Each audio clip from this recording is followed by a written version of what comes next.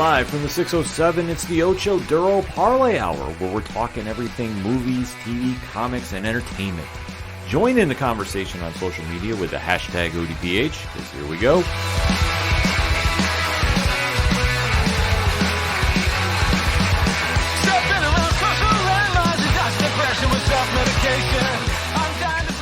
Welcome back for an all-new edition of the ODPH podcast, better known as the Ocho Duro Parlay Hour. What's happening, everybody? Thank you so much for joining us this week. My name is Ken M. Joining me in studio, as always, you know him. He's the co-host. His name is Padawan J. I'm Padawan J? I would hope so. Oh, okay. Last I checked, I am. I was going to say, unless you pulled a curveball and did the ghost appearance like Coach Duffy did on the sports edition. You know, it's been that kind of week. I wouldn't doubt it. But we are right now tuned in for the entertainment edition of the ODPH. So you know that you're here for this. I'm always here for this. And the ODPH Society is always here for this. And we definitely want to keep the conversation going with you. So swing on over to odphpodcast.com. Join the conversation on our social media accounts. Check out the T Public Store sale going on this week. You want to get that new ODPH swag? I hope you do. New logos are up there right now. Check out Parlay Points to the complimentary blog section of the show. All that and so much more. And always remember, use the hashtag ODPHpod. But kicking off the entertainment edition of the podcast, the biggest news of the week had to be the release of one of the most anticipated trailers on Disney+. Uh-huh. One of the most anticipated trailers of 2021. Arguably, yeah.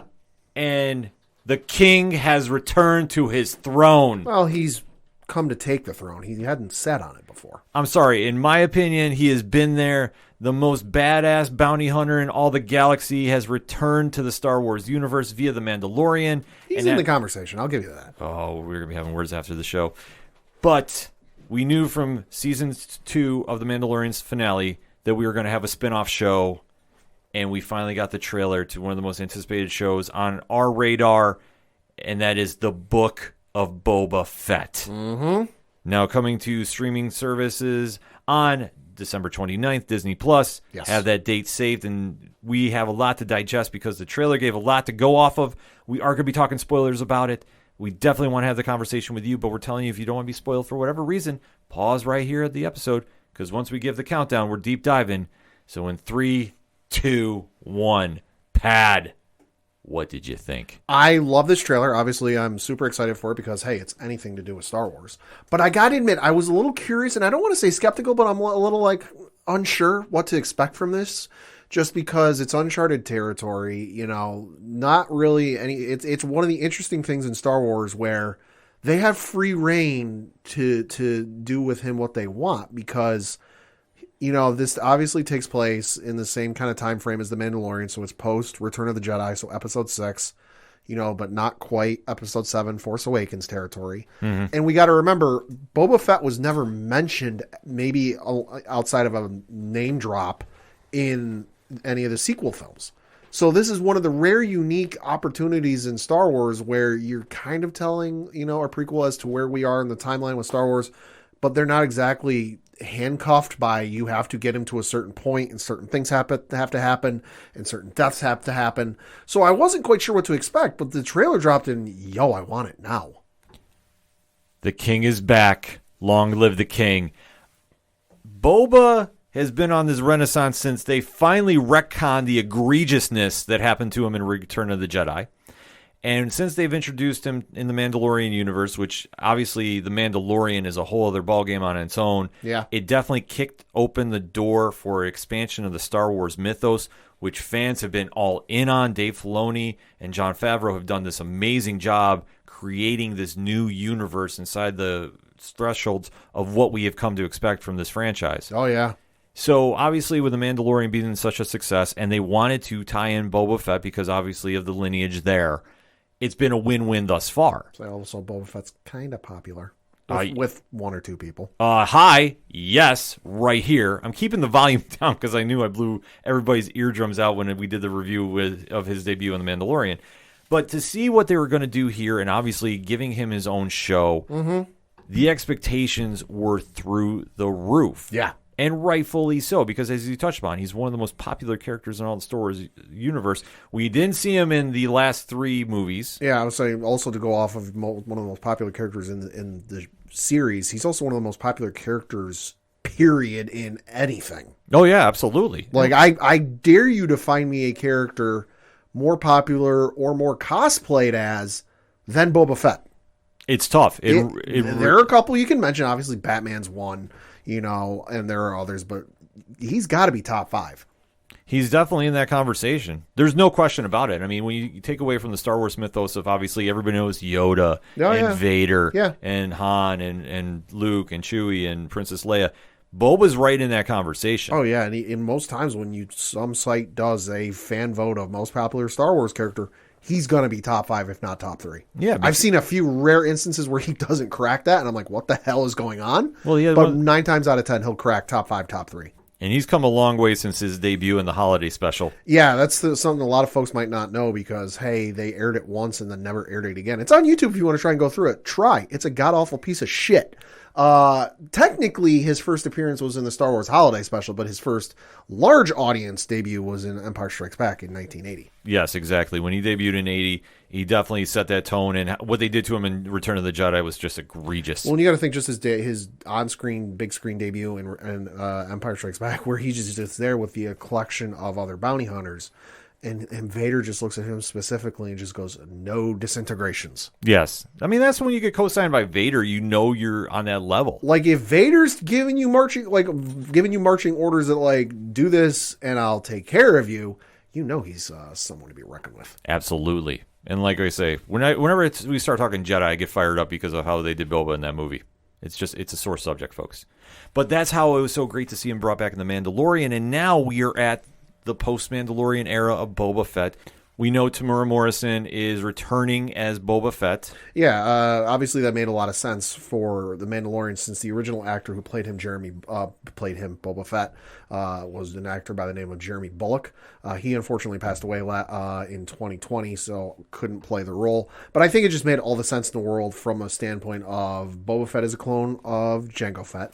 Jango Fett and all the clones were played by Tamura Morrison, so hey, why not have him come and play a part again? Yes, and now, as he is ascending to the post-Jabba the Hutt era, we do jump right into the trailer where it appears they're on Tatooine, and they're right in front of Jabba's old stomping grounds. Yeah, it's his palace. Yes, and we do hear that Boba in the background is explaining to, in a recap montage to the Mandalorian, that he's not a bounty hunter. And we do hear that voice going on, even though we do see him getting suited up in his new palace, which is a very cool scene, just kind of establish what is the tempo for this show. Yeah. And then we start getting into a little bit more of the Tatooine atmosphere. We do see the return of Ming-Na Wen as Fennec. Yep. And they're going to have a business meeting with someone else that's at a throne. So we're assuming it's another crime boss. Yeah, because we know from the post-credit scene of The Mandalorian that Boba Fett killed a very, very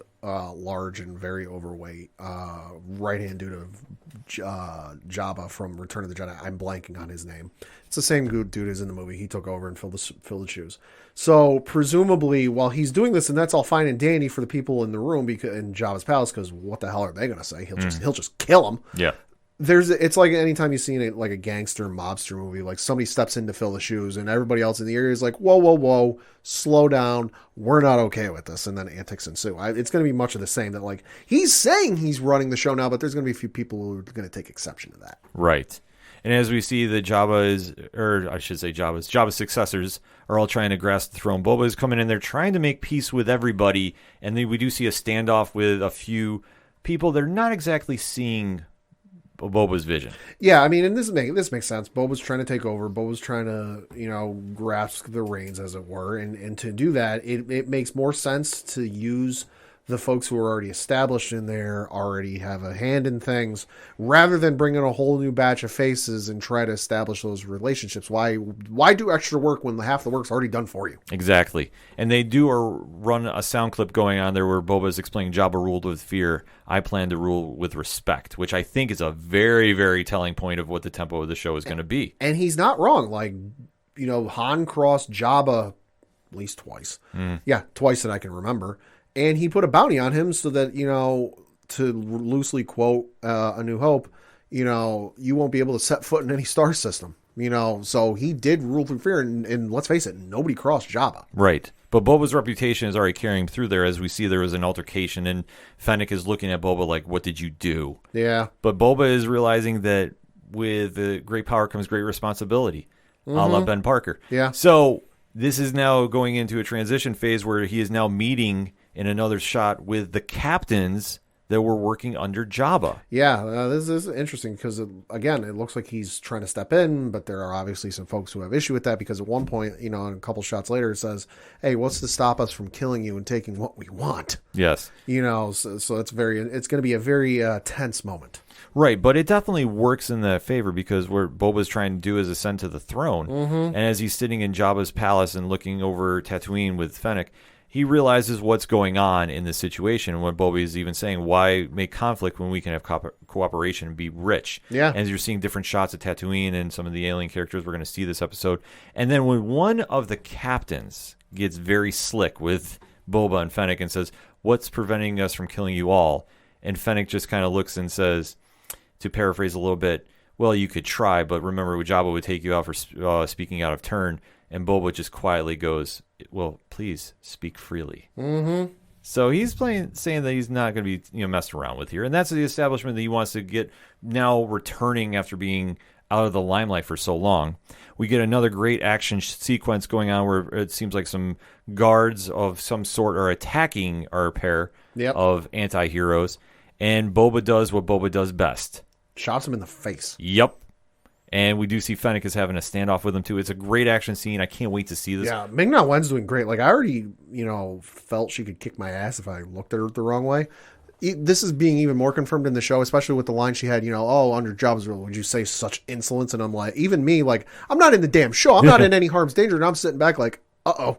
Well, we know what she can do. We've seen her on Agents of S.H.I.E.L.D., and I fully buy in. Yeah. And this is where he puts down the threat to the captains, and Boba is just sitting there like, speak freely. Like, make a move, and we'll see what happens. I'll say, I love the shot, though, where we get it from the fight, and Fennec stands up, and Boba's just sitting on the chair. Boba's vibing. Yeah. He's just sitting there. He's got, like, one arm on the arm of the chair. Only thing missing, is an ottoman so he can throw his feet up. Yeah. Like, he is vibing. Well, he's known that this has been his destiny, and that he's now has this weird second chance after being presumed dead and now being brought back into the life that he essentially tried leaving. Yeah. But now he sees a way that he can make this work into his favor. Yeah. And that's going to be the book of the show. Like, this is going to be how he writes his next chapter, a la the Book of Boba Fett. Yeah, and it's going to be interesting to see where this show goes just because there is a large stretch of his history that we just don't know what happened. Obviously, we know, Django, as part of his payment, wanted a son of his own, unaltered, so hence why they gave him Django Boba not altered. And by not altered, I mean unlike the clones who were who were changed to age rapidly in a short space of time. Not the case with Boba. Right. So that's why he aged at a normal rate. So we know that. We know his father trained him, and then we kind of know some details from Clone Wars and such of what he did after Attack of the Clones, and even through some of that. I think he made a brief appearance in Rebels as well. But there's a big, I don't think he showed up in Rebels, but there's a large stretch from when he lost, his ship, Slave One, and I don't care what they call it nowadays, it's Slave One. Right. From when he lost Slave One to when he appears in Empire. I'm curious as to maybe we'll get some backstory and maybe fill in some blanks, because that's like a 30 plus year stretch and we just don't know what the hell he did. Well, I think that's one benefit of doing these shows on Disney Plus, that the creative teams are allowed to fill in the blanks or really paint a new picture. And it's a fantastic creative team because directing, there's going to be 8 episodes. We only know of 4 of the directors. One is Bryce Dallas Howard. Mm-hmm. The other ones are Jon Favreau, who you might have heard of. Yeah. Another one is Robert Rodriguez. Who did one of the episodes or a couple of the episodes last season for The Mandalorian. Most known for, I think, doing the Spy Kids films. Great films. But then also some dude named Dave Filoni. Yeah, we might have heard of him. Fandom. Learned from the feet of George Lucas himself. So if there's anyone who knows what the hell Boba Fett's been up to in the intervening years and can tell us, it's probably Dave. Well, that's the great thing about this show is they put a lot of very talented people behind it. Yeah. Behind the screen and in front of the screen. So it's a very solid investment to the character that is resonating with so many fans. And this is one thing that when we hear about these shows coming out to Disney Plus from the Star Wars universe, the people behind it are being very delicate and being very smart about giving the fans what they want. Because when you try going back into this era of A New Hope and everything before Force Awakens, it's a sacred time for Star Wars fans. Not saying the other movies don't matter. Sure. But let's face it. What brought everybody to the dance? Episodes 4, 5, and 6. Yep. When you have those characters involved in anything, the stakes are raised that much higher. Oh, yeah. Not to say, like, if you didn't do anything with Poe or Rey or any of the newer characters, it wouldn't have that much gravitas behind it. But let's face it.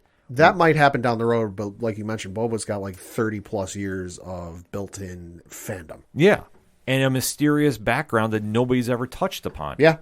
So now is a perfect time to do it. And then the success of this is going to go right into Kenobi when that show goes. Uh-huh. And it's just going to keep growing and growing from there. That what they're doing with this mini Star Wars universe on Disney Plus is going to draw that much buzz. Yeah. And if you thought The Mandalorian was big, wait till this show drops. Oh, it's going to be insane. I'm telling you, the 29th of December, social media is going to get shut down. I'm not saying this as a Boba Fett mark.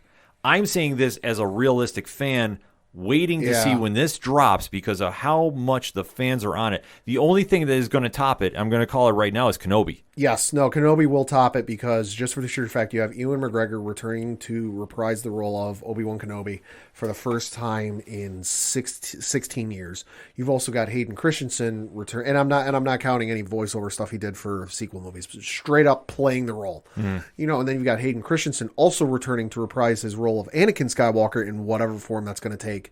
Again, for the first time in 16 years. Yeah. That's the only thing that's going to break. But still, this show, I'm going to say, and I don't know what's going to happen, if something major spoiler happens in like the first episode, a la Grogu, the child in the first episode of Mandalorian Season 1, that stayed relatively hidden for most of the day. Up until a point it was like, oh, I don't know how they snuck that in all caps by us without us knowing. That stayed hidden for most of the day. I'm going to say if anything major spoilerly happens with this, it's going to be akin to when Luke showed up in Mandalorian, where it was like that goddamn morning it was already on social media. Yeah, I know. I tried ducking until the last minute when somebody just made it their post. Yep. Just posted the name. I think there could potentially be a surprise, yet unannounced appearance in this show, though. Oh, I wouldn't doubt it. They're going to load up something for this show. And I'm thinking it could be tied to the Solo films and specifically, Emilia Clarke reprising her role as Kira. Ooh. So, and I'm drawing this off of some of my theorying and whatnot. I haven't read this online, but I'm just kind of drawing some conclusions and connecting some dots. In the Clone Wars, which you should go watch. All seasons are on Disney Plus. It's fan-fucking-tastic. There is a point in the show where Darth Maul, in an effort to further his own ends and further his own plans, unites some of the major crime syndicates under his banner in an effort to kind of run the underworld and further his plans. And so some of those were groups were the Black Sun, Crimson Dawn, Death Watch. He had some Mandalorian Super Commandos, the Hutt clans, the Night Brothers, and then the Pike Syndicate. And so he united them and ran things and then kind of disappeared and whatnot. And we saw a glimpse of that in Solo with Kira. Yeah. And Maul saying, oh, come back, we'll train you, blah, blah, blah, this and that, to run things. Obviously, at this point, spoiler alert, Darth Maul is dead. Darth Maul died in an episode of Rebels set right before A New Hope.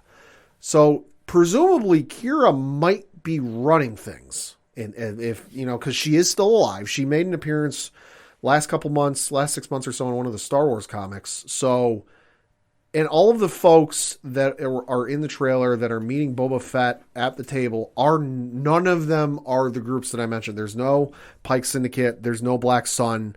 There's no Crimson Dawn. Hutts are a whole other story. But none of those major families are there at that meeting. So presumably if Fett starts trying to make noise and take over things, and you've already got a group established outside of Tatooine running things, they might take exception to that because you're moving in on their territory, which traditionally in mobster gangster movies, they don't like. Right. So could be, are we going to see Emilia Clarke and Kira and Maul's syndicate show up? Maybe. Would I love to see it? Oh, fuck yes. Yeah, I mean, anything's wide open, and that's a great thing about the show is they didn't give away a lot. No, they gave you enough to go, ooh, I want this. Yeah, and we now know it's going to be the underworld of the Star Wars universe. Which is something George Lucas was working on years ago that, hey, we might finally get it. Yeah, so this is going to be a whole new dynamic. I'm super amped up to see it, and whatever surprises they want to throw our way, I can already say the safe lock we'll see the Mandalorian in some shape or form. Yeah, so we hear his voiceover in the trailer, which I don't know if that's something from, unused dialogue from last season or it's something new, but I would say a safe lock is, the Mandalorian showing up. It felt like a throwback. It felt like a, could have been, like I said, could have been unused dialogue from last season. Yeah. They're known to do that in Star Wars. Absolutely. Final thoughts on this? Excuse me. Absolutely love the trailer. Super, super, super hyped to see it. It just can't come soon enough. The king is back. Long live the king. Give me any kind of Boba Fett, and I will be happy. This show so far looks like a win right out the gate. I love how they're doing the slow buildup of him trying to bring peace and order to the underworld. It's going to be a new take in the Star Wars mythos. I am super psyched up for it. The Book of Boba Fett drops December 29th on Disney+. We gave you our takes. Now we want to hear yours, ODPH Society. Hit us up on that hashtag ODPHpod. What is your takes on the first trailer to come out for the Book of Boba Fett for Disney Plus and Star Wars? We definitely want to know. We're going to take a quick break. We'll be right back.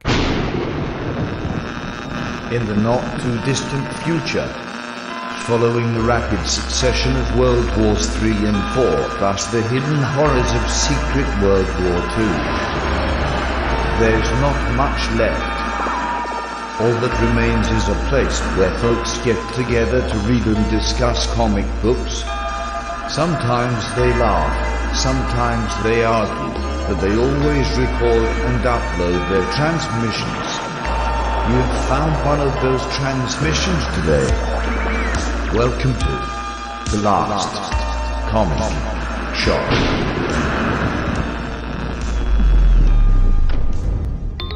Rate, review, and subscribe to our weekly comic book reviews on all the major podcasting platforms at www.lastcomicshoppodcast.com.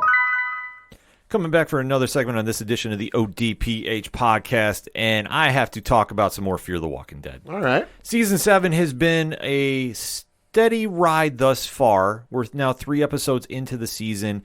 And this one, we're catching up with some old friends because obviously we're dealing with the fallout of a nuclear warhead going off and what happens to our group of survivors here in the zombie apocalypse. Well, we're getting a little anthology-style introduction of where the landscape is standing right now. All right. It's one of the things I like about this show is when they take the time to really develop each character, so that's the vibe we're getting.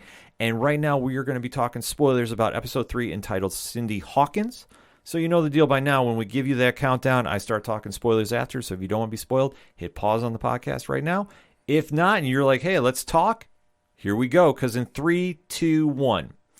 Okay, so what did I think? I thought this was a steady episode. Okay. I thought that for what they're doing, like I said, they're taking the time to establish what is going on with each member that is surviving this crazy world we live in, post-nuclear bomb going off. Post-apocalypse. It's a wild scenario, but this episode is focused on John Dory Sr., played by Keith Carradine, and June, played by Jenna Elfman, his former daughter-in-law.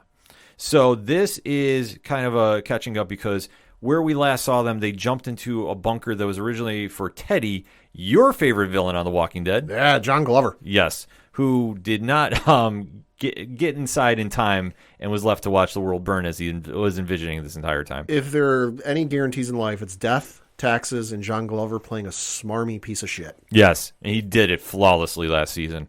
I was sad to see him go, but you know what? Hey, all good villains get killed off on The Walking Dead. It's kind of a ritual. But now we catch up to what John and June are doing and where they're basically are buying their time till it's safe to leave because they somehow have figured out when everything will be clear again. Mm-hmm. So it's just kind of, you're seeing them just basically going stir crazy inside the bunker.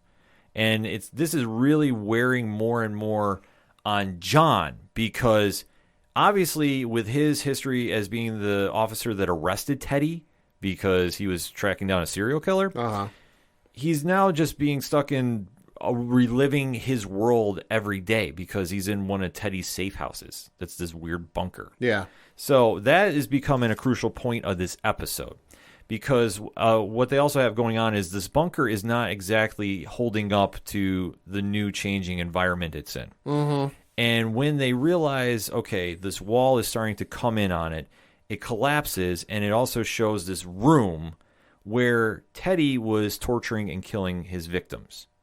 In fact, one point it was embalming victims, which is kind of, like I said, they go on the very serious horror aspect. So that's one thing I like about this show, because where the flagship show plays it super safe these days, Fear doesn't, and I like that they take chances. Not all of them are home runs. Sure, like we talked about last week. Last week was just kind of was a good episode, but nothing like I was like, man, I got to rewatch this. This one was really focusing on John and just how he's dealing with it, and he started seeing the vision of Teddy's last victim, who was Cindy Hawkins, and it was something that John could never solve the case, and now he's dealing with the realization of living in this apocalyptic world. Plus, he's in where he's now reminded of the case he couldn't solve. So he is having a mental breakdown during this episode. Yeah. Worst possible time to do it. And when he's doing this, he's now seeing Cindy all over the place. And he's like trying to like come to realization, like, you know, he could have saved her and just didn't. And it's driving him mad. And at one point, he takes off from the bunker. Oh, shit. Because he's hearing voices. And he's going out there into the apocalyptic world. And he sees like Cindy, and he's trying to talk to Cindy. And it turns out to be a zombie. Oh, jeez. And not just any zombie. Dakota. Hey. The little kid serial killer that we talked about last season, who somehow, some way, absolutely just destroyed that group without even doing anything, and we thought she was gone, but no. At least that's what I took. It was Dakota was brought back to life. Surprise, motherfucker. Yeah. And it's just kind of a weird scenario, because after he winds up getting rid of Dakota, there's a group that's watching them. Mm-hmm. And this group, which we're now starting to see a little bit more and more of each day, is trying to say that you guys need to come with us. And at first glance, I wasn't really sure if this is Strand's people or not. Because as we've seen, Strand has ascended to this weird dictatorship that's going on, which, I mean, he's living the good life right now. Oh, yeah. Which it's kind of a crazy thing, but Coleman Domingo is crushing that role. And we see that this group is trying to recruit John and June, and John is just not dealing with this, and June is kind of like trying to talk some sense to him, but John is figuring out, like, no matter what this dream is that they have that they're going to survive, they're not. And obviously, because of what has happened, that the countdown that they keep doing, like, you know how when you go to work and you see a sign that says no accidents have happened in X amount of days? Yeah. They have a chalkboard they're doing the same thing, like X amount of days until the world is safe to walk, or something to paraphrase. Paraphrase that. But we see something like that happen. And then John is sitting there just going like, this whole dream that he's had that like things are going to get good. And I think June is just doing this to keep her own sanity. They realize this isn't going to happen. And this is causing problems between them.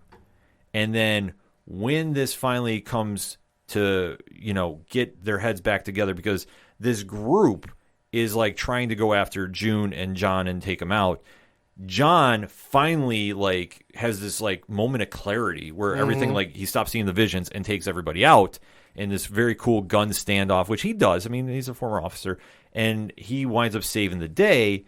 But during this, they also like are trying to save the bunker, and during this time when one of the group goes down inside the bunker, John winds up taking him out down there, and reveals the room, and he finds Cindy's body, inside one of the walls, which, guess what? Now all the visions that he's been having all episode have now finally gone away because he now has peace. It's a weird thing to see, but it works. But also during this, the bunker is coming down on him. They got to leave. Sure. At ironic time, Strand's Rangers show up. And more or less bring everybody back to the tower. Now, as I guess it's being called, I call it like Strand's Castle because he's really making this thing into an imposing place. Yeah. But he winds up bringing John and June back and offering asylum to him, which is kind of a weird thing because as we saw last episode or 2 episodes ago, he threw a guy off the roof because he was like, I'm not going to get distracted by my former life. Right. So now he's trying to really appease everybody. And obviously June could really help out with her being, with her as a nurse in obviously pre-apocalypse, can obviously help a lot with a budding community that's forming. So while this is going on, John is basically sitting there like, where's Morgan? And Strand's like, well, you know, he's not welcome here. And reasons. And John is basically like, well, go fuck yourself. Like pretty much. And Strand's like, listen, we saved you. You know, you're going to die out there. You should be coming into my world. Stand up guy. Yeah. And more or less like John is just sitting there just like, no, man, I might take my chances. Like he's kind of leaning that. At one point, Strand pours a drink for everybody to be like, cheers and welcome to the place. And John's like, no, I'm good. And Strand's like, okay, we'll see about this. So he doesn't do anything to kill him in this episode, but it's kind of like a weird foreshadowing of things to come, which I did like about this. However, though, the final shot of this episode, and I know if I kind of sped through this a little bit, there wasn't a lot going on except John was just fighting with his ghost the entire time, which it wasn't a bad thing. I don't want to stress that, but it was, but it wasn't like game changing. Like, wow, I did like the take on it that he's seeing this hallucination from his final case. And obviously when he sees the zombie Dakota, that was kind of a cool twist too. I like about this. But the big like pow moment is at the end of this episode. Somehow Morgan tracks down June and John's bunker. Mm-hmm. And he's going down there screaming and looking for him. And then on this radio, Strand gets a hold of him. And he says, basically, you're in my world now. Yeah. And Morgan's like, no, this is not going down. And Strand is like sitting there gloating. I mean, that's the one great thing about his character. His ego just is so driven to say, I'm better than you, and you know it. Like he's MJF. Yeah. The dynamic that Coleman Domingo and Lenny James has is just, this is so amazing. Yeah. And like I say, if you get a chance to see the promotional poster or art for this, and you see the two of them facing off, this sums everything up with them. And this is like the battle I'm waiting for to happen. Because Morgan is basically saying, I'm going to take you out now. And then, like, if you do anything to my friends, I'm going to kill you. And Strand is like, whatever. You're not in a position to do anything. I'm winning. You're not. End episode. Shit. That's what I say with this show, Pad. I like the dynamic when they do this, and I like when they give time to really grow the characters. And especially John Cena, who we really have not gotten the chance to really sit down and meet. I thought this was a very strong episode for him. I think they hung on to the ghost of Cindy Hawkins there a little too much. But I get why. It made sense to the story. And obviously, if you're in one of Teddy's compounds, which is just absolutely wild, it makes sense because if you're the arresting cop on a serial killer and you're in one of his like hideouts, how is that going to fuck with you? Pretty badly. And then factor in you're in a zombie nuclear wasteland. So it's a post-apocalyptic scenario. Yeah. There's got to be a better phrase. Exactly. And the only thing that you get to do down there pretty much is drink yourself to, oblivion. But when they run out of that, it's like you now have to come to grips. Like whatever you're doing to cope yourself. And that's why I say, because it's not like the traditional Walking Dead show where situation overall is pretty shitty if you think about it. World's mostly dead. You're trying to survive. People trying to eat you alive. But you can still go out, you can still farm, and you can still try and, grow things and bake things and teach kids and still live a mostly normal life, I guess you could say. Mm-hmm. But in this instance, you can't do any of that. Like, you're just trying to A, survive from the walkers, and then B, not try to get radiated to death. Yeah, like it's one of the wildest things to see, just like how everybody's coping, and it's not healthy. Like, but then again, how can it be healthy? No, a nuclear weapon just went off. The landscape was already shit to begin with. So the situation's already shit to begin with, but then you flush more shit down it. Yeah. So, like, you understand why they're doing it. It's one thing with the Walking Dead universe when I will say they get right. There's a very gray area when it comes to things being right and wrong. Yeah. Because you're ultimately in survival mode and how you're coping with this new world. Like I say, for John, who's sitting there and just denying it, and even June, who's throwing up that fake counter because she's not ready to deal with what has happened. Because, I mean, let's face it, everything has just completely gone up in smoke that they've been accustomed to, and trying to survive in the world that is now. There's no hope. Like, I mean, how do you survive this? And there's no easy answer. So I do like the fact they gave him some time to do it, except, like I say, they got a little repetitive and they drew things out a little bit, I think. Sure. Just to explain the dead body. But I get it. It made sense. It gave John a little background that we weren't familiar with. And then when we get the end, when it's Morgan finally coming to save the day, I mean, that was the only thing that kind of threw me off a little bit, of like how he would be able to find them. Mm-hmm. But it's Morgan. I don't question that. And then anytime we get a standoff, and then now it's game on, because Strand is sitting there just being the uber supervillain. Yeah. And he's just like, I've won. Like, you can't do anything. I'm literally getting up in the morning to just stick it to you every single chance. You're going to die out here. I'm going to celebrate. I win. And Morgan's like, you haven't won anything. Like, have you not realized what I've gone through pretty much? Right. Every chance that Morgan has been, like, written off for dead, he somehow survives. Like, he has that Daryl Dixon atmosphere to him, but it's not completely out of the realm of thought that, like, Morgan is going to get killed off at one point. Mm-hmm. It isn't. But how they did this episode, I really enjoyed. I liked it better than episode 2. And I'm really excited to see what they do go moving forward with the season. I think this is a lot of win to be had with the show. And like I say, if you're still not on board with Fear the Walking Dead, give it a shot. Jump in. You're getting introduced to characters very well. Like, if you don't know everything about them, you get the basics. And that's one thing that I really think helps this show. You get enough that you can realize who's good and who's not, and you can kind of go from there. And then if you take the deep dive back, you get more of a payoff when everything happens like this. Man, a lot of win with this series going on, so definitely make sure to check it out on AMC Sunday nights, 9 p.m. Eastern Standard Time. But you heard my take. Now I want to hear yours, ODPH Society. Hit me up on the hashtag ODPHpod. Fear the Walking Dead, Episode 3, entitled Cindy Hawkins. What's your reaction? Let's talk. We're going to take a quick break. We'll be right back.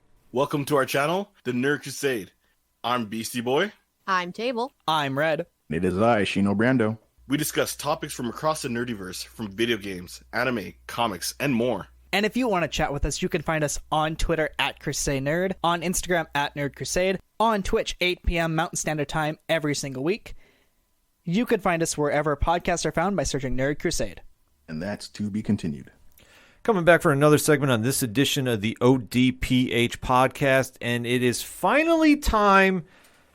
Eternals is hitting the movie theaters this week. Yes. The latest installment in the Marvel Cinematic Universe, number 26, if I'm doing my math right, I believe so, is now going to grace the theaters.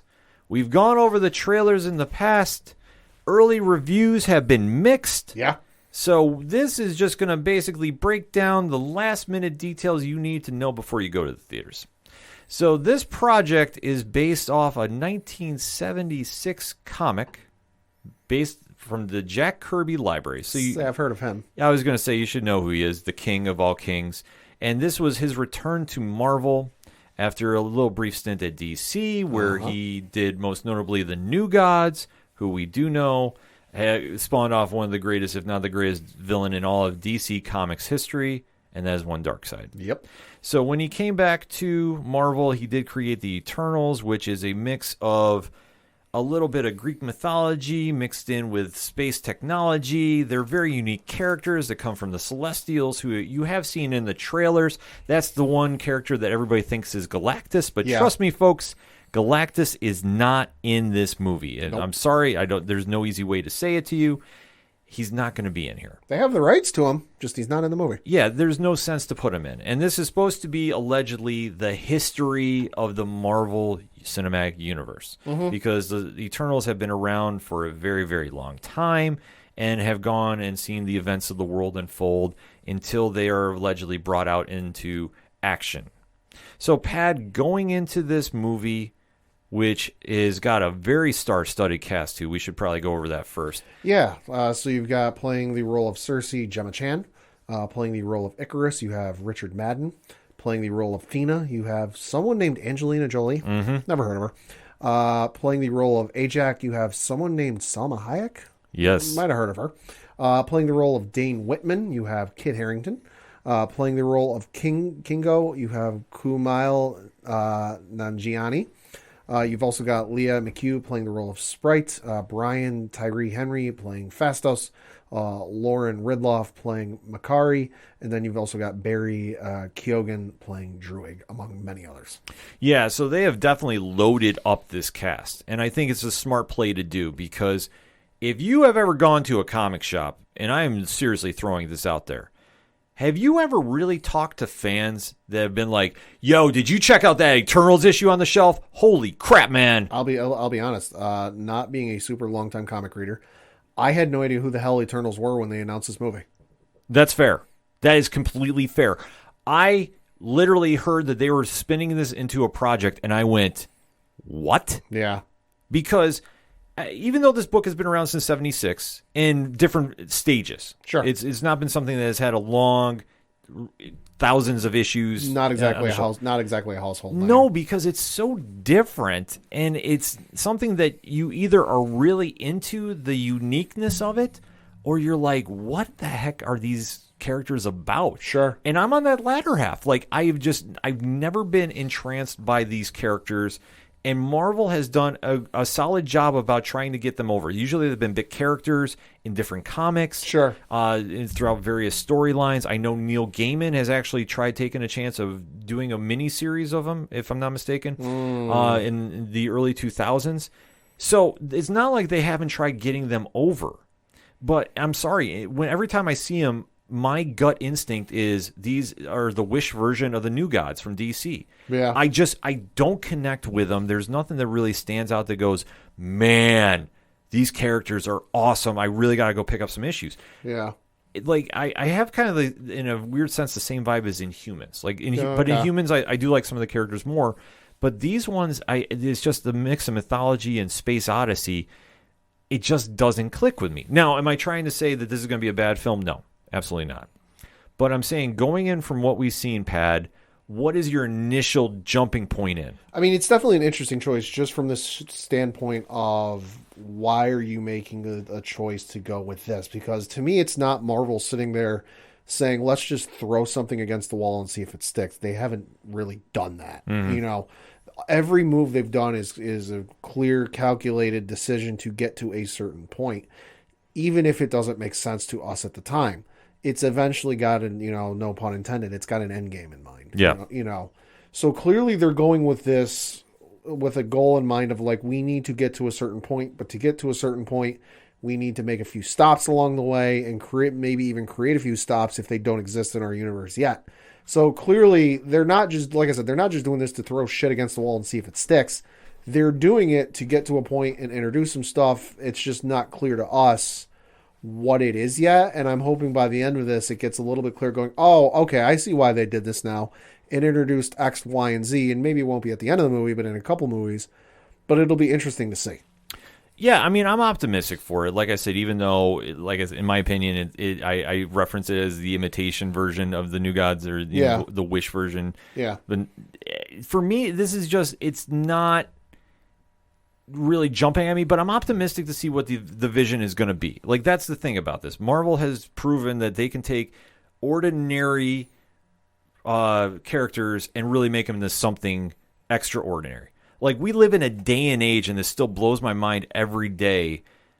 Ant-Man is a movie franchise. Household name. Guardians of the Galaxy is a movie franchise. It goes to show that if you get the right creative teams behind it, it can definitely get a fan base excited.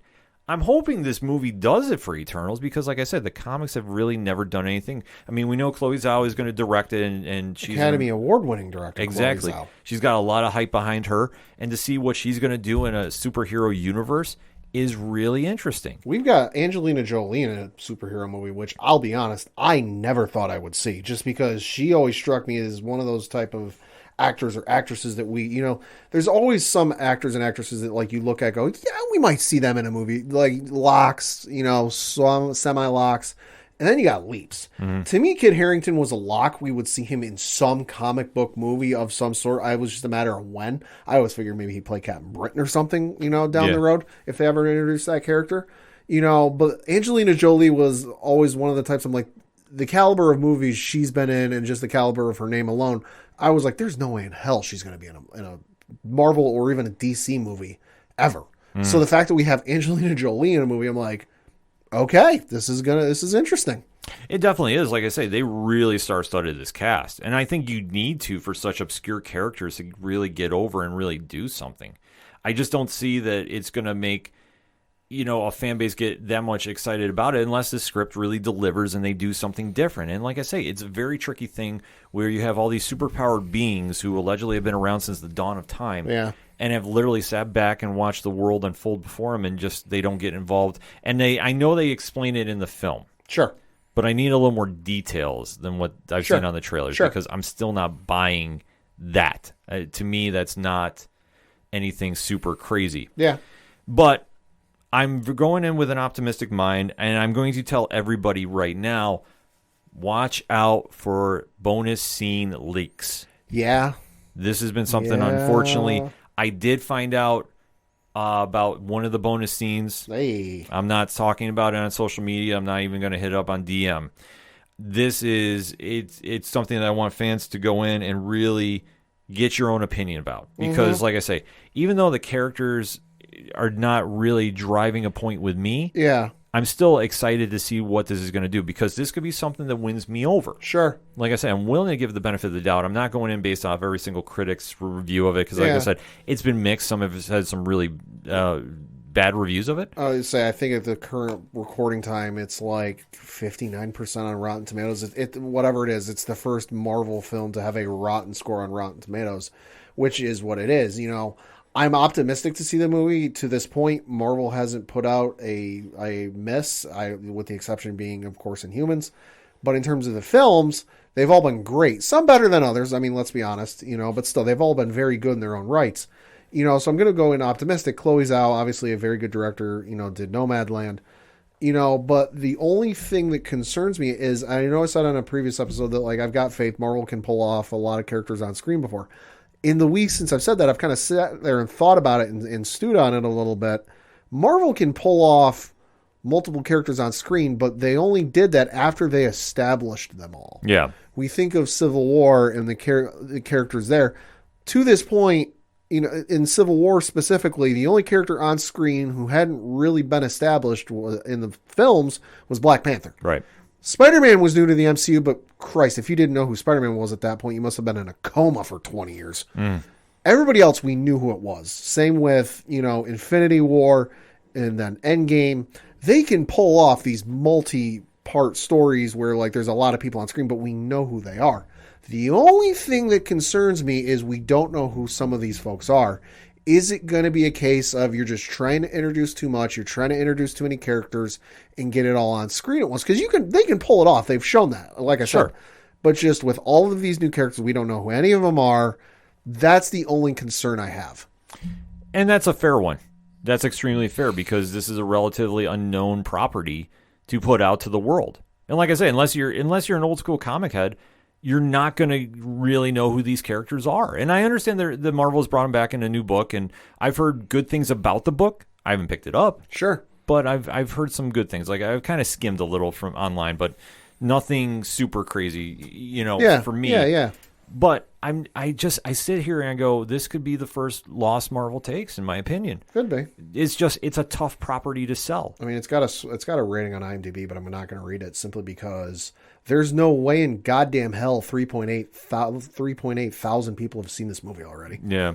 So I got no issue mentioning the Rotten Tomatoes score simply because that's an aggregate score of, or whatever of the critics' reviews, so that's fine. Mm-hmm. But IMDb rating is from registered users on the IMDb site going to it and reviewing it, regardless of if it's out or not. Yeah. So that very well could be a score of people just review bombing it for various reasons, and you can see what those reasons are if you do some searching online. Yeah. So I'm not going to read the score here because also I don't even think the movie's out. Is it out internationally yet? I don't think it's out internationally yet. I haven't seen any numbers for what it's done box office wise. So there's no way in hell 3.8 thousand people have seen this movie already. Yeah, it's a tricky thing. So that's why I say just go in with an open mind and check it out. It's Marvel, so you know what you're going to get. Yeah. You're going to get bonus scenes. I believe there are 2. Okay. That's about the standard these days. which is a standard. But like I say, I've heard one. That stings. It does, but you know what? That's why I say I keep it to myself. And it did not sway my opinion either way on the film. I'll say that right now without saying anything. But with this movie, I'm interested to see how they do these characters. Like I said, I've never been super fans of them because every time I see them, I see New Gods, and New Gods jumps at me. That's how it goes to me. But I'm open to see what this is going to do. Like I said, the cast is there. Yeah. The fact they're tying in a little bit of the Avengers to a degree. Yeah. In this is interesting, and that's not a spoiler if you've read the comics. It's also not a spoiler if you've seen the trailer. Yes. But like I say, they touch upon the MCU. Yeah. I'm also mentioning about the comics. Because I think that explains why one character is in the trailer. Gotcha. And I'm just going to leave it at that. Understandable. So, final thoughts on the movie before we wrap this segment up. Excited to see a new Marvel film on the big screen. I know it hasn't been that long, but hey, it's been a little bit of a drought with Marvel content since What If ended. So I'm excited to see this next step, and I'm excited to see what it brings to the Marvel Cinematic Universe. Obviously, we got things introduced, with Iron Man and Captain America, and then we got kind of a little bit of an expansion with Thor and bringing in the Norse and kind of that aspect. We got another expansion, in that universe with Guardians of the Galaxy and bringing in the interstellar aspect.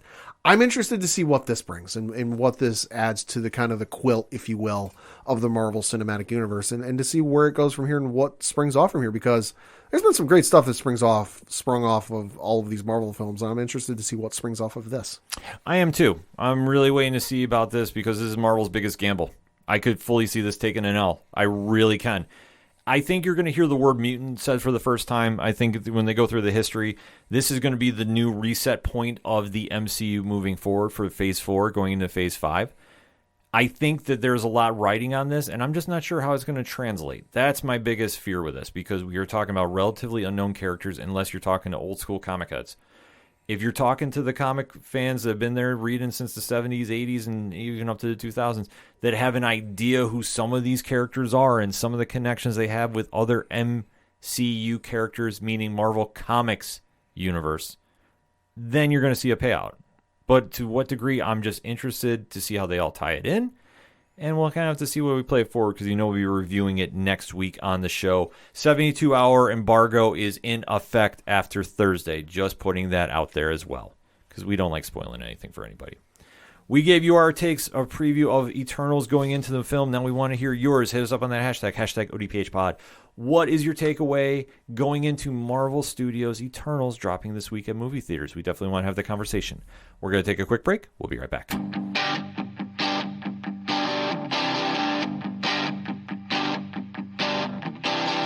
This is Tom from Tom Joe Lou, This is Matt from Sidemen Sounds. and you're listening to ODPH Podcast. Wanna go where no one knows my name, to the desert, the oceans, or the plains. 'Cause I wanna go. Coming back for the final segment on this edition of the ODPH podcast. Let's wrap this show up with some one-shots, shall we, Pad? Got to talk about a couple things, one of which is breaking news. Hey, they waited for us? They waited for us. We have got a new casting addition to the Netflix live-action version of Avatar: The Last Airbender. That is, this gentleman will be playing Fire Lord Ozai, the overarching big bad who was voiced by the great Mark Hamill in the animated series. Playing said character will be Daniel Dae Kim. Mm-hmm. Oh, fuck yes. Give this to me. This comes to us courtesy of the folks over at HollywoodReporter.com. And if that weren't official enough, it was posted on the Netflix Geeked Facebook page. So that's about as official as it gets, folks. Facts. It says Daniel Dae Kim is joining the cast of Netflix's live-action Avatar: The Last Airbender series. The series, now overseen by showrunner Albert Kim from Sleepy Hollow and Nikita, is described as a reimagined take on Nickelodeon's beloved animated franchise. Kim will portray the series' regular role of Fire Lord Ozai, the ruthlessly driven leader of the Fire Nation who demands everyone live up to his impossible standards, especially his teen son, Prince Zuko. Ozai's drive to conquer and unite the world under firebender rule is a family burden. He believes that it's his destiny to finish a war started by his ancestors. So definitely a great villain, definitely a great casting for this show. Fire Lord Ozai, I don't want to give any spoilers for when the show comes out, but you will learn that man has got a short temper and big ambitions. And you will learn that very quickly. Super excited for this. Of course, this is not Daniel Dae Kim's first foray into the Avatar: The Last Airbender universe. In the first show, Avatar: The Last Airbender, he voiced General Fong, who was in one episode from season 2. And then in The Legend of Korra, he voiced Hiroshi Sato, who was rather major character for that show. So great casting in my opinion, and holy shit, that's awesome. Yeah, no, that's a dope casting. Uh-huh. Super amped about that one. Yeah, sticking with some Netflix news, we got a poster from the folks over at the Lost in Space Facebook page, and we got a release date for the show. Of course, season 3 is coming this year. It is the final season in Lost in Space, and boy, based off of that cliffhanger ending, which I don't want to spoil because you should go watch the show, it's amazing. It's going to be real interesting to see where they go from here. The post did say, 4 weeks until the epic conclusion of Lost in Space. Drop your theories.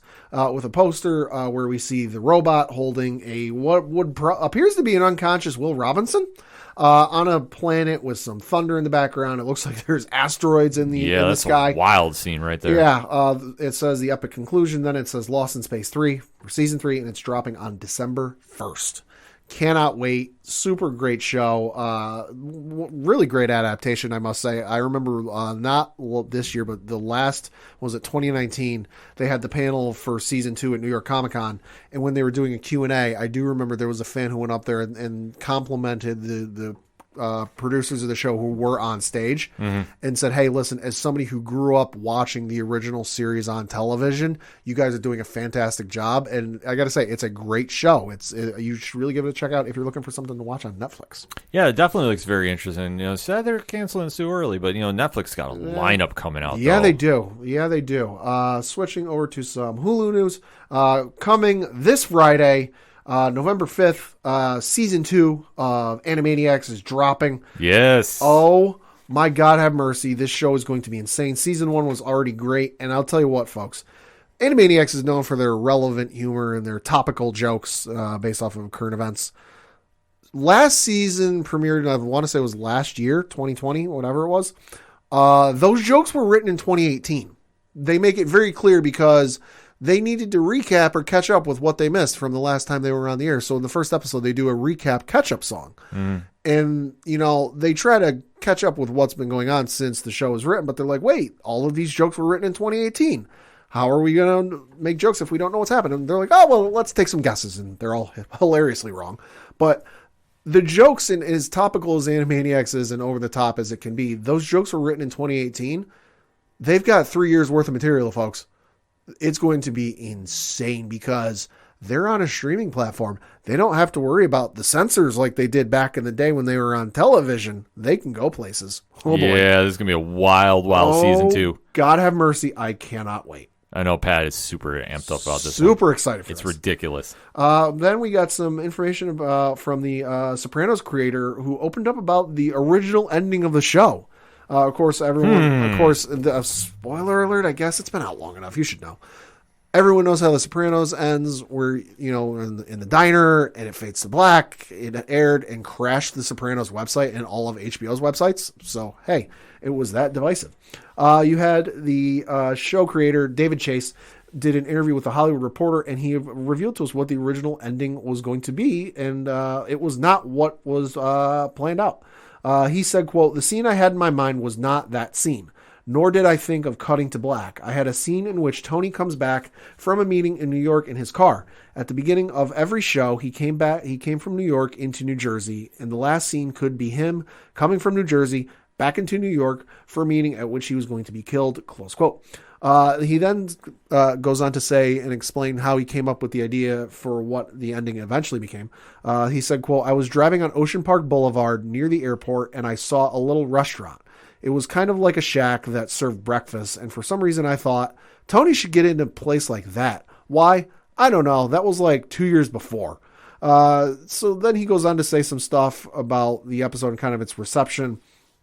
You know, he said in regards to just how much the conversation about the ending, you know, was not about the show itself, just how the show ended, that end shot. He said, quote, "Yeah, nobody said anything about the episode. No, it was all about the ending. I had no idea it would cause that much. I mean, I forget what was going on in Iraq or something, or someplace. London had been bombed. Nobody was talking about that. They were talking about The Sopranos. It was kind of incredible to me, but I had no idea it would be that much of an uproar. And was it annoying? Was it annoying? What was annoying was how many people wanted to see Tony killed. That bothered me. They wanted to know that Tony was killed. They wanted to see him go face down in Linguini, you know? And I thought, God, you watched this guy for 7 years, and I know he's a criminal, but don't tell me you don't love him in some way. Don't tell me you're not on his side in some way. And now you want to see him killed? You want justice done? You're a criminal. You're a criminal after watching this shit for 7 years. That bothered me. Yeah, close quote. Okay, so as somebody that owns every season of The Sopranos, and I think it's one of the best shows on TV. Sure. I'm not going to say the best. Sure. I think it's up between The Wire and Breaking Bad. Oh, yeah. You had to kill Tony off. Like, the fact that James Gandolfini, rest in peace, was so charismatic as Tony, he did capture you. And you did find yourself rooting for him at points. Sure. But still, he was doing bad things. Like, why are we giving the grace period to that? I'm sorry. Like, no, that's how you were going to end the show. You're like, oh my God, they're going to kill him off. What do you do with every great villain? He has his comeuppance at the end of the day. Like, I'm sorry. Like, that's how it should have ended, in my opinion. It's like with Breaking Bad. You know, spoiler alert, because you should have watched Breaking Bad by this point. And if you haven't, what's wrong with you? For a while in Breaking Bad, you can sit there and go, oh, okay, I hope Walt gets a satisfying ending and a happy ending. But there reaches that point where you're like, there's no coming back from this. Yeah. Like, you reach a point where not even just from a logical standpoint of, like, real world, but, like, just from a storytelling standpoint of, like, there's no happy ending in this. So just the shit you've done and the shit that is laid at your feet that you were responsible for, you can't just walk off into the sunset happy-go-lucky with your family holding your hand. Yeah. Like, you reach a point, if we're being realistic and keeping the show grounded in reality to a certain degree, you just can't have a happy ending. Yeah, there's just no way to do this. So if you're trying to spin that, I'm sorry. Like, I'm just not vibing off that. If you wanted him to get killed, then I'm sorry. He should have got killed, in my opinion. Sure. I give those very unpopular opinions. He should have got killed. Sure. You know my feelings concerning New Gods. You know my feelings concerning Eternals. This is what I give. I'm sorry. You needed to kill him off. Sure. I mean, and let's face it, there's only, in my estimation, that I can think of for great television shows, there's only ever been, you know, one instance in live action that you pulled off a happy ending, or like, not even like a happy ending, like a perfect ending, and that's Breaking Bad. Yeah. You know, Dexter, enough said. Ironically, coming back this Sunday. Right, but you look at, you know, its initial ending and, you know, and how divisive that was. Yeah. You look at Lost and just people to this day don't like the ending, confused about what the fuck happened and everything else. You know, Heroes fell apart towards the end, although, I chalk that more up to the writer's strike, which happened right in the middle of the damn show. So, you know, with that, but there's been plenty of great shows over there. Game of Thrones, hello, no, enough said. You know, but there's been plenty of great shows over the years that just stumble at the end. They just don't have that clean finish. It happens. It's just a part of filmmaking and television. Yeah, I mean, they took a gamble with how they did it, but if the fans want to voice their opinion about it, I mean, There's only one show that ever pulled off a successful ending 3 times, and that's Star Wars Clone Wars. They had 3 series finales, and they all ended incredibly. Yeah. So I disagree with your opinion. That's the way I'm going to leave that and for that segment. Sure. Switching over to some comics news, the workers over at Image Comics have formed a union. Wow. So this is announced via an official statement. The union is going to support creators in the comics books industry and was launched by several key figures at the company. It said, quote, "We, the workers of Image Comics, have formed a union. For years, comics publishing workers have watched our professional efforts support creators and delight readers. Sadly, we have also watched that same labor be taken for granted at best and exploited at worst. Keeping our heads above water was the new normal before the pandemic, and since its onset, we have been expected to take on even larger workloads with fewer resources. Our workforce and the comic book publishing industry as a whole is overtaxed and undervalued. This is detrimental not only to the general staff, but also to the creators we are paid to serve and the audiences they in turn work to entertain. We love what we do, but loving what you do doesn't mean you can't or shouldn't ask for improvements to your working conditions. It is with this in mind and with the great hope for the future of Image Comics and the comic book industry itself that we announce our intent to form a union and request voluntary recognition," close quote. Wow. Big news. That's big news. Definitely something to keep an eye on in the future here. Uh-huh. That's wow. Yeah.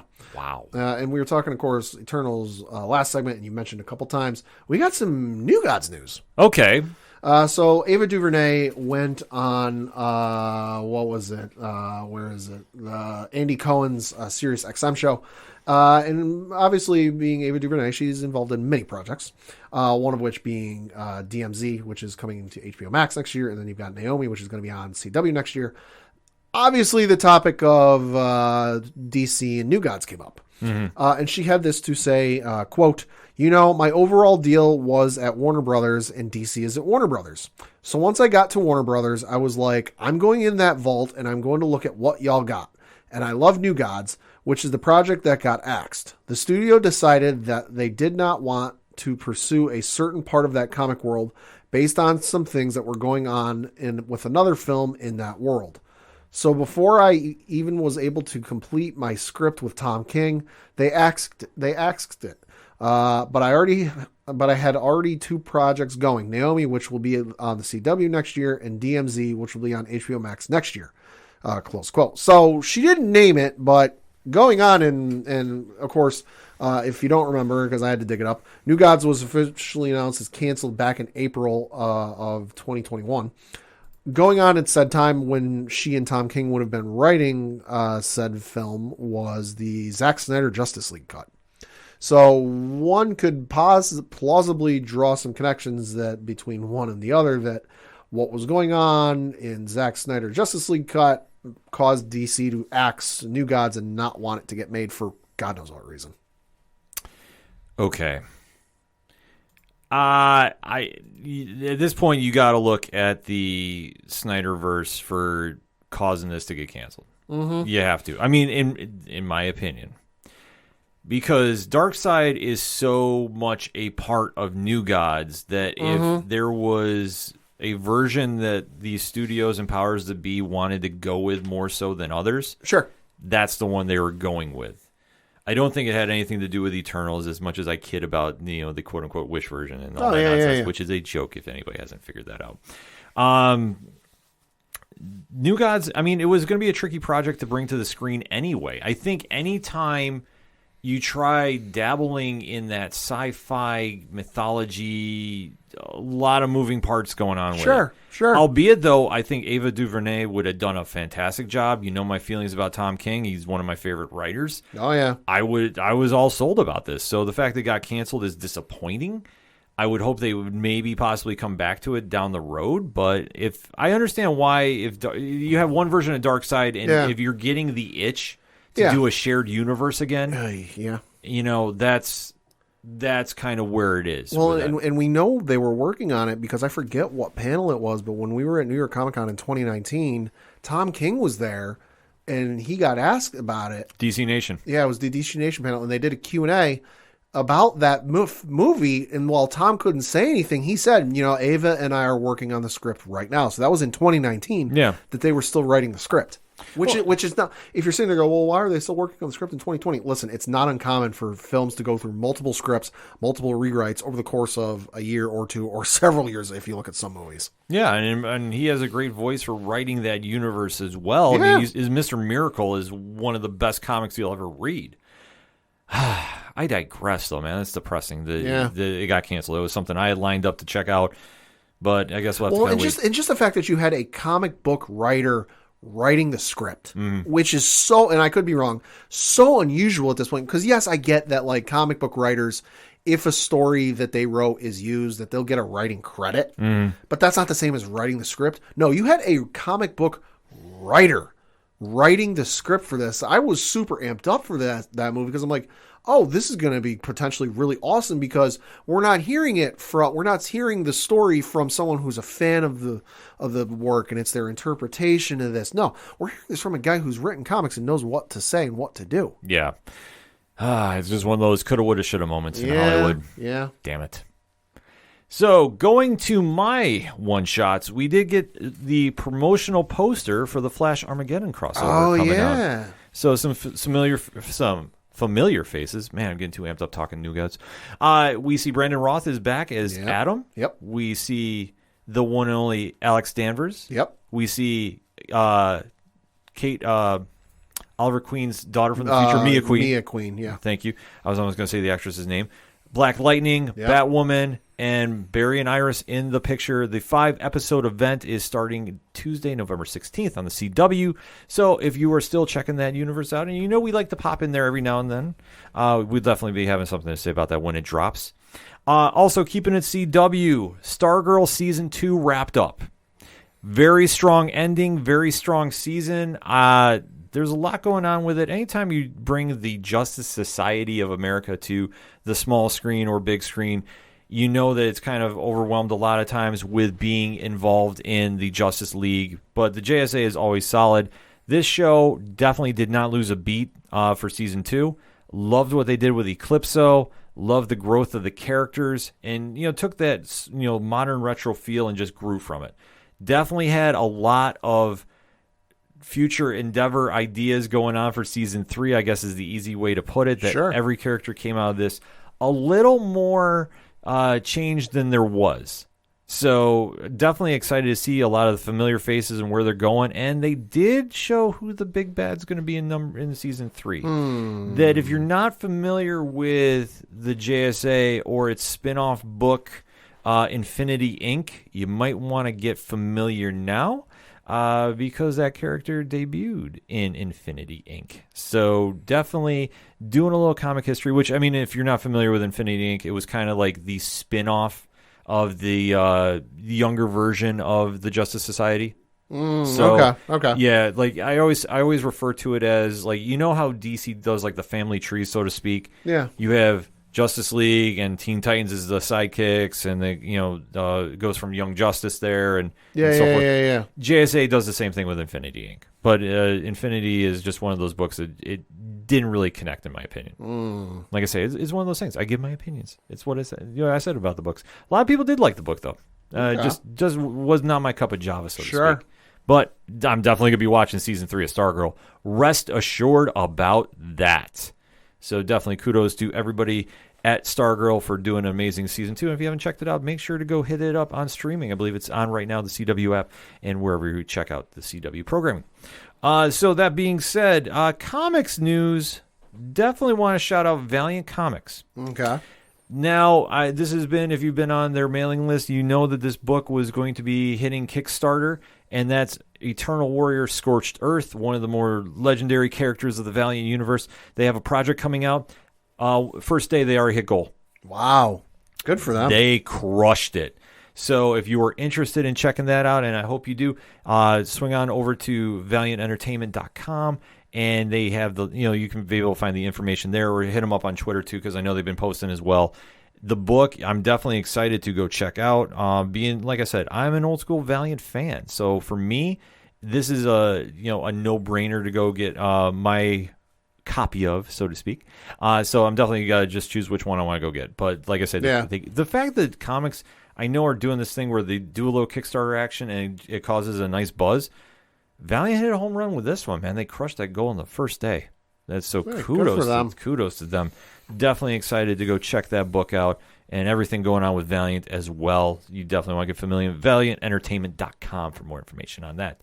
And my last base, well, we had another Marvel trailer come out, so to speak. Oh, yeah. And that was the Morbius official trailer. Yeah. You know, we got a little more footage of Jared Leto as the title character, which, like I say,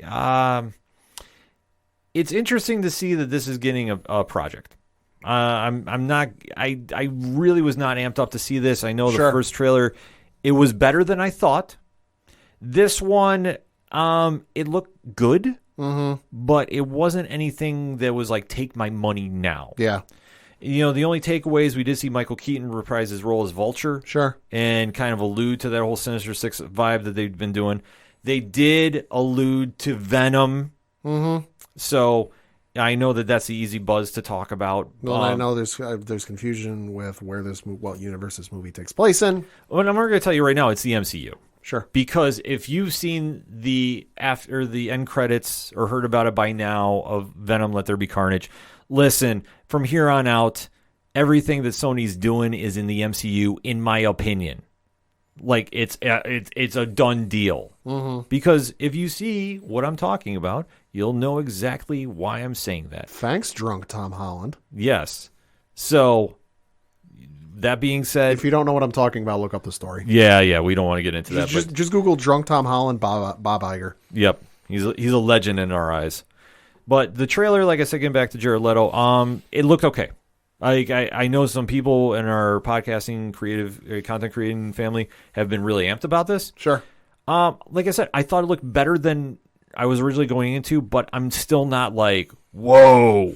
Yeah, I mean, this for me, unless I see Tom Holland on screen for this movie and more than just a cameo appearance, I have no interest in seeing this movie. Just because it's nothing against Jared Leto and it's nothing against the character. But to me, it's like doing a Metallo movie or a Mr. Mxyzptlk movie and not having Superman in the movie. Like, why the fuck are we here? You know, it's like having a Riddler movie or a Penguin movie and not having Batman. Yeah. Why the fuck are we here? Like, one goes with the other, you know? So I have no urge to see a Morbius movie on its own. If it sets something up down the road, I'll just go back and watch it on demand or on streaming, whatever streaming service it ends up on. Yeah. You know, but for right now, and I know there was a one shot in the first trailer with Spider-Man's on the graffiti wall art. That don't fucking count. You know, so unless Tom Holland is in this movie in a significant role for more than just a cup of tea, I have no urge to see this. No, that's a fair take, Pat. That is one. I mean, I'll probably go check it out just because I usually go check out every comic movie just to get an opinion. And this one, like I say, the bar is set very low. Yeah. Just because I've read Morbius comics. And not necessarily Dark Phoenix low, but it's low. No, it's low. But like I say, Morbius has never been a character that I think can really make a deep run. Like, I know when they did the Midnight Suns back in the 90s, had a decent start. Sure. But kind of faltered after that. Well, and even myself not being the most storied Spider-Man reader, all I really knew about him until you had this come along was he had the run for like a couple episodes in the animated show in the 90s. And then there was a side story mission with him in the PlayStation port, because I had the PlayStation Portable game for Spider-Man 3, the Tobey Maguire one, where there was a whole side mission story with Morbius. That's about all I know of the guy. Like, he's never been that big of a household name outside of the cartoon. Yeah, I mean, that's the whole thing. He had a resurgence in the 90s, but... Sure. But like I said, there was a different time in Marvel where they were taking more shots at doing the Midnight Suns line, which I know when we saw the video game, trailer get put out, that's the first thing that clicked in my head of seeing that group. But for this movie, I'm more intrigued by it, but but it's not like screaming, take my money. I'm not as of yet. But hey, if you liked it, you liked it. That's the thing about it. You can make an opinion and have it. And you know what? I'm not going to fault you for it either way. Just saying. But that being said, the music you heard on this edition of the ODPH is that a shout at the robots. They're fantastic people. You should go support the hell out of them. Yeah. That's a certified fact. Pad, where do I go to find out about Shout? ODPHpodcast.com. Right on. Swing on over to the music section. Check out everything going on with Shout. Check out everything going on with Brian Wolf. Floodlands, Second Suitor, Tom Jolu, Yard Party, all the amazing groups you hear on the ODPH network. You can also head on over to the directory, where Pad, if I say you want to find the podcast, do we have your favorite podcast player up there? Probably. Because we keep growing that every day. Good Pods is up there now, too, where we are currently number 1 on pro wrestling and sports. Hey. And I forget where we ranked in the entertainment. Well, we're in a couple different categories there. But Sure. that's the cool thing about Good Pods. They're helping indie pods. Even though we're not listed as an indie, we're still doing great there. So thank you to everybody that's listening to us on Good Pods and dropping those 5 stars for us. It does mean the absolute world. But you can also check out, while you're at the ODPHpodcast.com, the classified section, which has friends of the show. It has organizational links supporting Black Lives Matter. All the amazing pod groups we're in via their Podchaser pages, because I always say it once, I say it 1,000 times. If you claim you're in a pod group and you're not on Podchaser with your page, you're not in a group. So shout out to the Inner Circle. Shout out to the Apocalypse. And, of course, shout out to 607 Podcast and our fam over at 8122productions.com and their Patreon, which, like I said, $1 gets you in the door, $3 gets you a comfy seat at a table. All of that. The T Public store, where a sale is going on. And, Pat, there's more ODPH swag to get. Nice. New designs. You need to get this in your system. All that and more. ODPHpodcast.com. That's all I got for this week. So for the one and only Padawan Thank you, thank you. I'm your host, Ken M. Thank you as always for listening to the ODPH podcast, better known as the Ocho Duro Parlay Hour. See you next time.